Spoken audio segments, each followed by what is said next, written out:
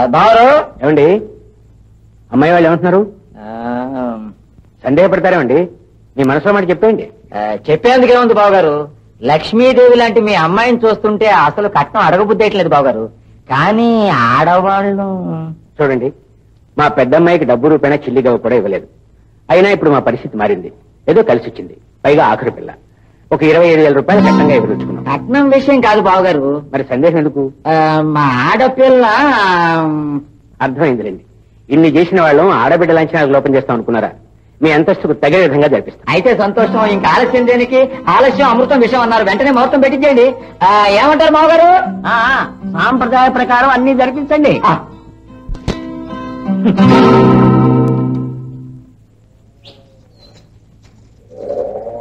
ఏమండి, కోపంగా ఉన్నట్లున్నారు? కడుపు మండిపోతోంది. పొద్దున్నుంచి ఏమీ తీసుకోలేదు. ఆకలిస్తుందేమో. టిఫిన్ చెద్దుగారండి. ఇది కాఫీ టిఫిన్ తో తీరేమంట కాదు. మరి నాకు కట్నం కావాలి. పెళ్ళైన ఇన్నేళ్ళకి మీకు ఇప్పుడు కట్నం అవసరం వచ్చిందా? అవసరం వచ్చి కాదు, అభిమానం అడ్డొచ్చి. మీ నాన్న మీ చెల్లెల మొగుడికి ఎంత కట్నం ఇస్తున్నాడో నీకు తెలుసా? కొంత తెలుసు. ఆ కొంతలో కొంతైనా నాకు ఇవ్వకుండా నిన్ను నాకు అంట కట్టాడు. ఆయన ఆంతర్యం ఇప్పుడే నాకు అర్థమైంది. ఏమండి, అవన్నీ తర్వాత మాట్లాడుకుందాం. నా మాట విని ఇప్పుడు కూరుకోండి. రండి, టిఫిన్ చెద్దురుగానే రండి. ఇచ్చేవాడైతే నలుగురు ముందు నాకు గౌరవంగా ఈ పెళ్లిలోనే ఇచ్చుండేవాడు. అది కాదండి, ఆయనకి మనసులో ఇద్దామనే ఉండొచ్చు. ఇంతలో మనం తొందరపడ్డం దేనికి? అంత తొందర లేదనివి ఆయన ఇచ్చినప్పుడే తీసుకుని నిదానంగా కాపురానికి రా. ఏమండి, ఏమండి, ఆగండి, ఏమండి. 25,000 ఇస్తేనే అమ్మాయిని కాపురానికి తీసుకెళ్తావన్నమాట. ఆ అల్లుడి కన్నా నేనేం తక్కువని, ఆఖరి అమ్మాయని నీకంత అభిమానమా? ఒక కంట్లో వెన్న, ఒక కంట్లో సున్నమా? 2 కళ్ళల్లోనూ వెన్ననే కోరుకున్నాను. కానీ ఒక కంట్లో సున్నాన్ని తెచ్చి పెట్టుకున్నాను.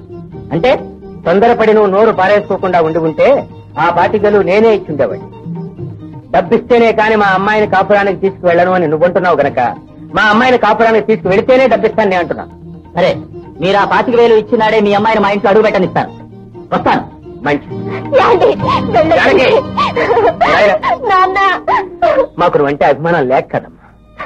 పెళ్ళయ్యి 10 ఏళ్లు కాపురం చేశామని ఇంగితోనా లేకుండా ఉన్నట్టుండి ఇప్పుడు డబ్బిస్తేనే కానీ నేను కాపురాన్ని తీసుకువెళ్ళను అని అతను అంటుంటే నాకే సిగ్గుగా ఉంది.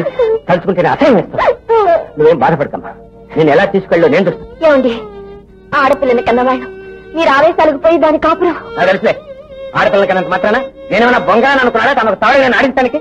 వాడి ఆటలే నా దగ్గర సాగనివ్వను. నోరు ముచ్చి దాన్ని తీసుకున్నప్పుడు